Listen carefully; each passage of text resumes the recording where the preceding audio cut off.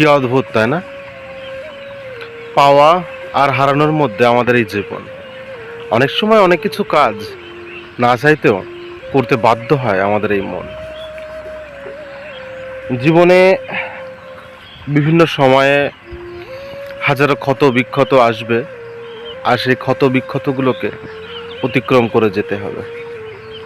কিছু মানুষ মাঝপথে এসে হাত ধরে বলবে যে সারাটা জীবন অতিক্রম করবে, কিন্তু সারা জীবনের শেষ সময় কি?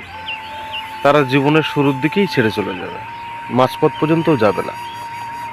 তো যাই হোক, নতুন কিছু পাওয়া আর পুরনো কিছু ফেলে আসা, এই পাওয়ার আনন্দ আর হারানোর বেদনা, এর মধ্যেই জীবনের শুরু থেকে শেষ পর্যন্ত সময়টুকু পার হয়ে যাবে। এটাই জীবন।